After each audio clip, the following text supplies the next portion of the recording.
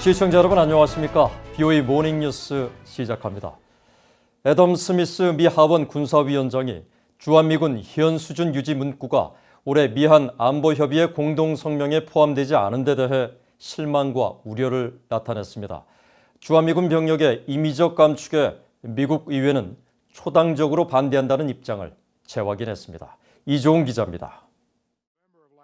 미국 민주당의 애덤 스미스 하원 군사위원장은 북한이 여전히 국제안보에 중대한 위협이며 역량을 갖춘 지속적인 억지 태세를 필요로 한다는 데 동의한다면서도 주한미군 유지에 관한 미국의 입장이 불투명하다고 우려를 표했습니다.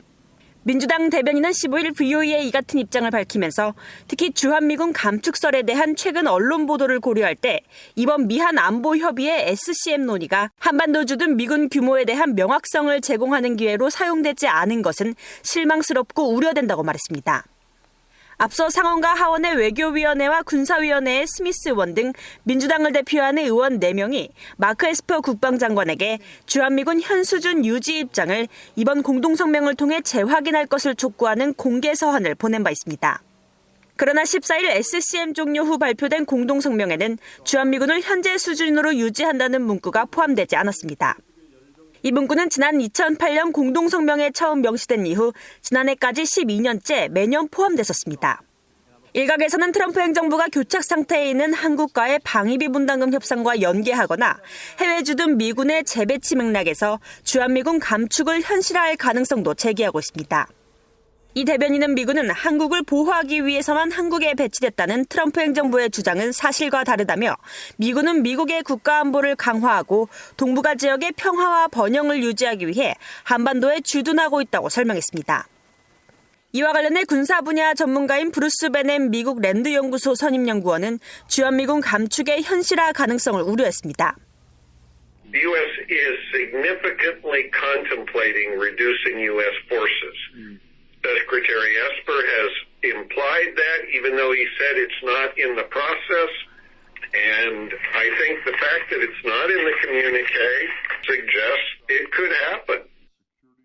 베넨 연구원은 올해 성명에는 주한미군 훈련 여건과 전시작전권 전환, 주한미군 기지 이전 문제 등 과거와 달리 갈등을 야기할 수 있는 정치적 요소가 상대적으로 많은 점은 이례적이라며 실제 논의 과정에서 양국이 상당한 입장차를 보였을 가능성이 크다고 지적했습니다. VOE 뉴스 이존입니다.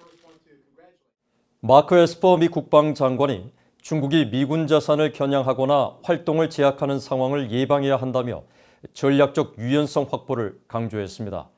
국방 분야에 대한 투자와 전력 유지를 통해 동맹국들의 확신을 주고 항행의 자유와 인권 등 동맹의 근간이 되는 미국의 가치를 보호하고 지켜야 한다고 강조했습니다.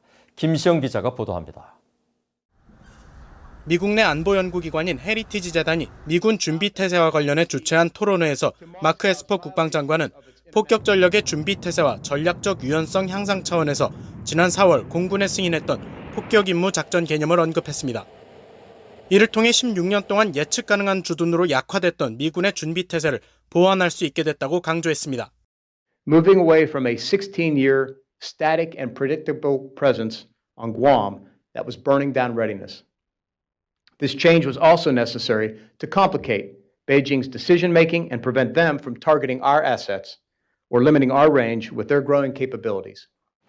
폭격 임무 작전 개념은 미국 본토를 포함해 전 세계에 배치된 미군 폭격기들이 어디로든지 출격과 타격이 가능한 전략 폭격 개념입니다.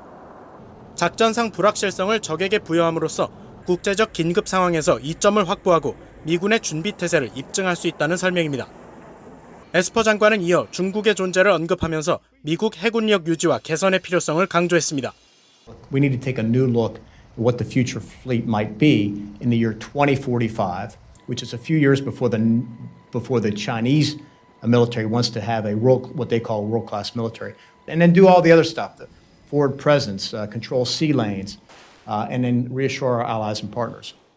에스퍼 장관은 그러면서 이를 위해 현존하는 항공모함뿐만 아니라 유인 및 무인 함선이 조합된 500척 이상의 함선 확보가 추진 중이라고 설명했습니다. 에스퍼 장관은 또 동맹의 근본이 되는 미국의 가치를 강조했습니다. 에스퍼 장관은 국제 규범을 바탕으로 한 국제 질서를 유지해가기 위해서는 미군의 존재를 통해 항행과 무역의 자유, 인권과 같은 미국의 가치들을 보호하고 지켜야 한다고 밝혔습니다. VOA 뉴스 김시영입니다. 북한 정권이 노동당 창건 75주년 기념 열병식에서 공개한 신형 대륙간 탄도미사일 ICBM이 실제로 운영되는 데는 상당한 제약이 따를 것이란 분석이 나왔습니다.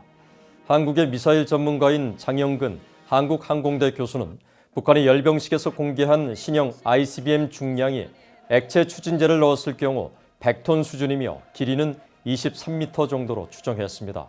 그러면서 무게와 길이를 고려할 때 이동식 발사 차량에 실려 발사 위치로 이동하는 데 있어 회전 반경이 큰 도로를 피해야 하고 높은 언덕에 오르기 어려운 점 등 상당한 제한이 따를 것이라고 지적했습니다. 한국 정부 산하 국책연구기관인 통일연구원의 조한범 박사도 이동식 발사에 부합하지 않는 이런 대형 미사일을 굳이 이동식 발사 차량에 실어 사진으로 공개한 건 다분히 과시용으로 보인다고 말했습니다. 전문가들은 북한 정권이 새 ICBM에 대해 화성 16이란 명칭을 사용하지 않은 데 대해 주목하며 실제 시험 발사용이 아닌 과시를 목적으로 한 실물 크기의 모형일 가능성도 크다고 말했습니다. 한국이 미국과 중국 사이에 줄타기 외교를 하고 있다는 전문가들의 진단이 나오고 있는 가운데 백악관 출신의 전직 고위관리는 한국이 미국이 아닌 다른 파트너를 선택한다면 지난 70년과는 전혀 다른 상황을 맞을 것이라고 지적했습니다. 반면 선택을 강요받는 정치적 환경 속에서도 한국의 미한 동맹에 대한 인식이 변하지 않았다는 시각도 있습니다. 함지아 기자가 보도합니다. 미국 백악관 국가안보회의 아시아 담당 보좌관을 지낸 빅터차 미 전략국제문제연구소 CSIS 한국 석좌는 미중 갈등 속에 한국이 모호한 입장을 취하고 있는 데 대해 70년간 이어져 온 미한 동맹이 지금과 같은 모습으로 계속 유지돼야 한다는 견해를 밝혔습니다. 특히 미국과 동맹 관계를 통해 지금의 한국이 있었던 사실을 강조하면서 만약 한국이 미래의 다른 파트너를 선택한다면 학자들은 미국과 동맹을 유지했던 70년을 한국 역사상 가장 평화롭고 번영했던 시기로 기록할 것이라고 지적했습니다. 이처럼 최근 미국의 전문가들은 한국이 미중 갈등 속에 어느 한쪽에도 가담하지 않는 외교적 묘수를 찾고 있지만 미국과의 동맹에 우선순위를 둬야 한다는 조언을 잇따라 내놓고 있습니다. 이 같은 전문가들의 지적은 한국이 70년 전에 미국을 선택했기 때문에 앞으로도 70년간 미국을 선택하는 게 아니다라는 이수혁 주미 한국 대사의 발언이 계기가 된 것으로 격화되는 미중 갈등 속에 이번 발언으로 촉발된 논란은 당분간 지속될 것으로 보입니다. 그러나 이 대사의 발언에 큰 의미를 둘 필요가 없다는 지적도 있습니다. 백악관 국가안보회의 아시아 담당 선임 보좌관 출신인 마이클 그린 CSIS 선임 부소장은 이 대사를 안다며 미한 동맹이 한국과 미국 안보에 필수적이라는 것을 대단히 잘 아는 사람이라고 밝혔습니다. 이어 한국 관리들 사이에서 논란을 일으키는 발언이 거듭 나오는 데 대해 국내 정치 환경을 원인으로 지목하면서 이 대사의 발언은 한국이 파트너를 자유롭게 선택할 수 있다는 것을 보여줌으로써 한국 국회 내 진보 세력의 신뢰를 얻으려는 시도로 보일 뿐 한국이 미국을 선택하지 말아야 한다는 뜻이라고는 생각하지 않는다고 말했습니다.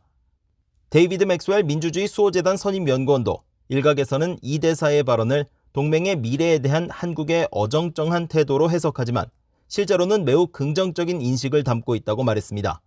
미한 동맹의 힘은 단지 70년 역사 때문만이 아니라 현재와 미래의 의도적인 헌신을 기반으로 한다는 뜻으로 읽힌다는 분석입니다.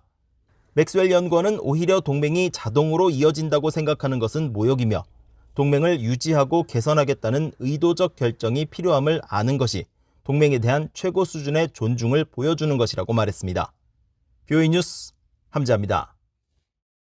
북한 정권의 국경 봉쇄 조치로 경제와 보건 분야가 큰 타격을 입었다고 대북 인도주의 활동가들이 지적했습니다. 활동가들은 스웨덴 안보개발정책연구소가 15일 주최한 북한의 인간 안보와 인도주의 상황에 대한 화상 토론회에서 국경 봉쇄로 북한 주민들이 받는 타격이 크다며 우려를 나타냈습니다. 독일 한스자이델 재단의 베른하르트 젤리거 한국 사무소장은 신종 코로나 바이러스 사태 이후 북한의 수입은 사실상 완전히 중단돼 올해보다 내년에 더 심각한 문제가 생길 수 있다며 이미 제재로 타격을 입은 북한의 경제가 코로나로 인해 더욱 힘들어졌다고 분석했습니다.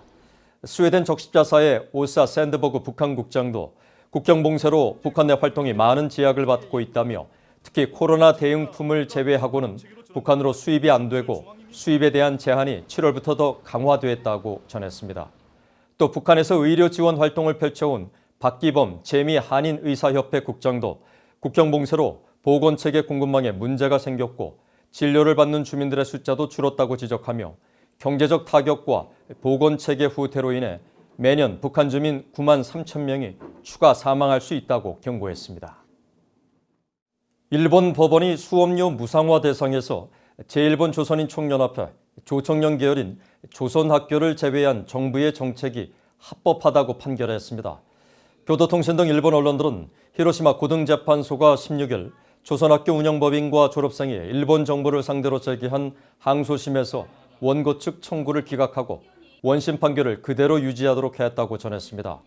앞서 조선학교 측은 일본 정부가 무상화 대상에서 조선학교를 제외한 처분을 취소하고 6천만 원의 손해배상을 해야 한다며 소송을 제기해 1심에서 패소한 바 있습니다. 일본 정부는 2010년부터 공립고등학교의 수업료를 받지 않고 사립고등학교엔 취약지원금을 주는 방식으로 무상화 정책을 시행 중이며 조선학교들은 2010년 북한 정권의 연평도 포격 사건을 계기로 무상화 적용에서 제외됐습니다. 이상으로 BOE 모닝뉴스를 마칩니다. 시청해주신 여러분 고맙습니다.